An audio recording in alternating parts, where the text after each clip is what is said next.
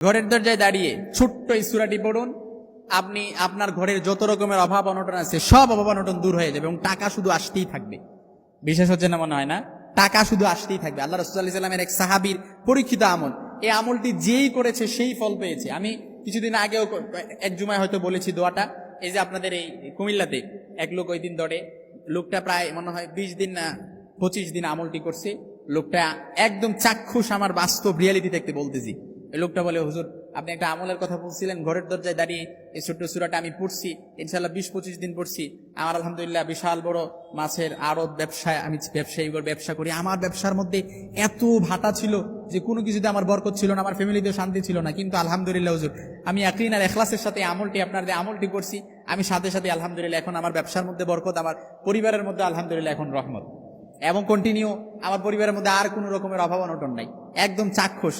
এই যে কিছুদিন আগে আমাকে বললো। এই জন্যই এই ঘরের দরজায় দাঁড়িয়ে ছোট্ট সূরাটি যদি আপনারা প্রতিদিন ইখলাসের সাথে আপনি 20 দিন 21 দিন কিংবা 40 দিন আমলটি করেন, কিংবা তার চেয়ে কমও করেন, আপনি দেখবেন ইনশাআল্লাহ পরিপূর্ণ ইখলাস। আপনার ইখলাস যত, ধারণা যত শক্ত হবে, আমলটা তত তাড়াতাড়ি কবুল হবে। আপনি যদি ইখলাস রাখেন যে আমার আল্লাহ তাআলা কবুল করবে, পরিপূর্ণ ইখলাস যদি বিশ্বাস থাকে, আপনার যত বিশ্বাস, ইখলাস যত মজবুত হবে, আপনার ধারণা যত মজবুত হবে, দোয়াটাও তাড়াতাড়ি কবুল হয়ে যাবে। এজন্য ঘরের দরজায় দাঁড়িয়ে ছোট্ট এই সূরাটি 3 বার পড়বেন। যখনই ঘরে প্রবেশ করবেন 3 বার পড়বেন।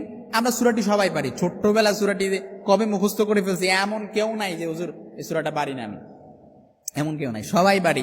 এজন্য ঘরের দরজায় দাঁড়িয়ে এক সাহাবী আল্লাহ রাসূল সাল্লাল্লাহু আলাইহি ওয়াসাল্লামের কাছে, একদম পরীক্ষিত আমল, আল্লাহ রাসূল সাল্লাল্লাহু আলাইহি ওয়াসাল্লামের কাছে এসে বলি, ইয়া রাসূলুল্লাহ আমার কোনো কিছুতেই বরকত নাই, আমার ফ্যামিলিতে বরকত নাই, ইয়া রাসূলুল্লাহ আমার সংসারে অভাব অনটন দূর হয় না, টানাপোড়েন লেগেই থাকে, একটার পর একটা ঝামেলা লেগেই থাকে, কখনো সন্তান বিবি অসুস্থ, কখনো মা অসুস্থ, সংসারের মধ্যে কোনো ঝামেলা নাই, ইয়া রাসূলুল্লাহ রান্না নাই, আমার সংসারে বরকত হয় না, আমার কিছু আমল শিখাইয়া দেন ইয়া রাসূলুল্লাহ, এই আমলটা করে যেন আমি কিছু আমার সংসারের মধ্যে বরকত হয়, আমার অভাব অনটন দূর হয়ে যায়।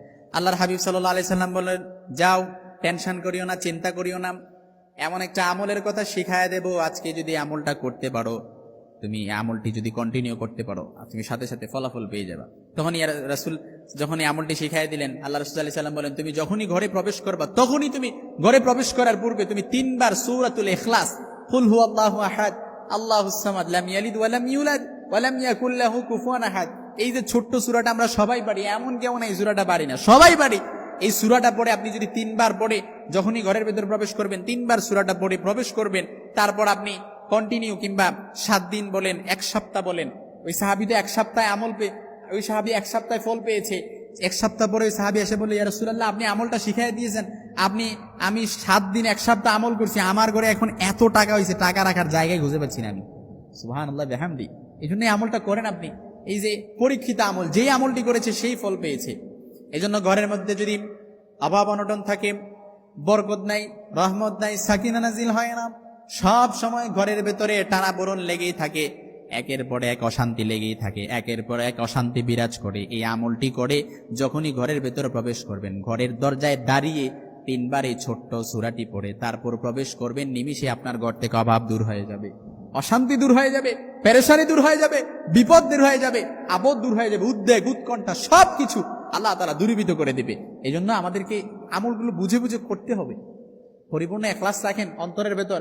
আপনি যদি এমন কোনো কিছু নাই, আল্লাহ তাআলা কবুল করে না।